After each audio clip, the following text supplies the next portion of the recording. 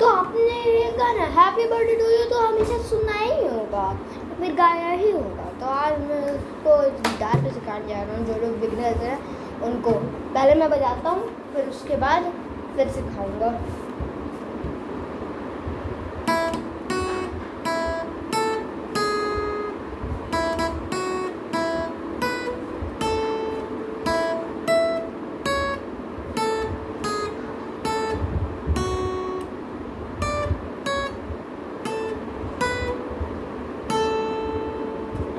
अब मैं इसको ट्यून के साथ मतलब गाऊंगा भी और बजाऊंगा भी। हैप्पी बर्थडे टू, एक मिनट गलत हो गया थोड़ा।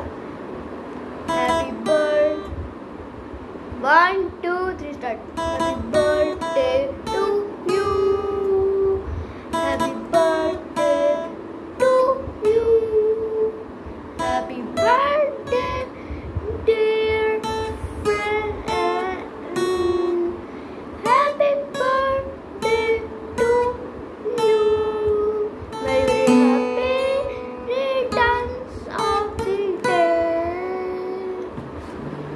अब मैं इसको सिखाने जा रहा हूँ।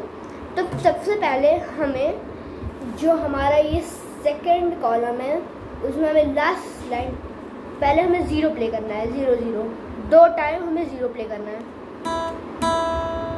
तो इसके बाद हमें सेकंड कॉलम पे सेकंड उंगली रखनी है 0 प्ले करने के बाद। तो कुछ ऐसा साउंड करेगा।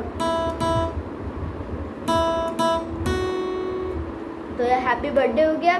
तो ये हो गया हैप्पी बर्थडे का सॉन्ग। तो मैं वापस बता रहा हूँ, पहले हमें 0 प्ले करना है, फिर उसके बाद हमें सेकंड पे फिंगर रखनी है सेकंड कॉलम पे।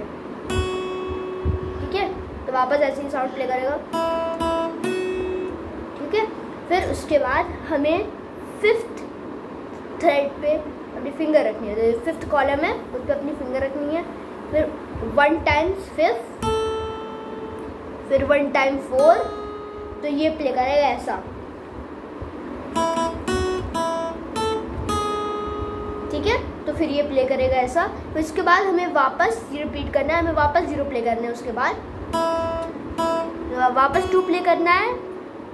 फिर हमें आना है सीधे 7th थ्रेड 7th कॉलम पे, वहाँ फिंगर रखनी है 1 टाइम्स एंड 5th 1 टाइम।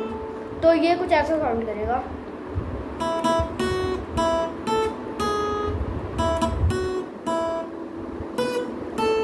ठीक है, तो अभी तक इतना तो आ गया होगा। फिर इसके बाद का मैं बताता हूँ। फिर उसके बाद हमें जो 12th कॉलम है उस पर अपनी फिंगर रखनी है। पहले हमें 0 प्ले करना है, वापस हमें 0 प्ले करना है एक और बार, वो भी 1 टाइम्स होगी। अभी हम लोग 2 टाइम्स कर रहे हैं तो 1 टाइम। फिर हमें 12th कॉलम पे अपनी फिंगर रखनी है। ठीक है, फिर उसके बाद हमें 9th कॉलम पे अपनी फिंगर रखनी है 1 टाइम्स। देन 5th कॉलम पे अपनी फिंगर रखनी है। फिर 4th कॉलम पे अपनी फिंगर रखनी है। फिर 5th कॉलम पे फिंगर रखनी है। फिर सेकंड कॉलम पे फिंगर रखनी है। तो ये कुछ साउंड करेगा ऐसा।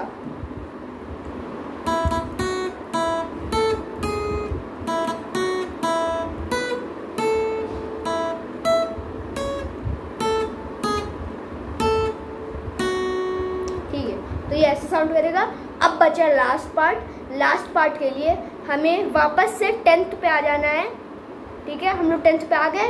1 टाइम्स, फिर 9 1 times, then 5 1 time, 7 1 time, then 5 again 1 time. ठीक है, अब ये पूरा मिला के कुछ ऐसा साउंड करेगा।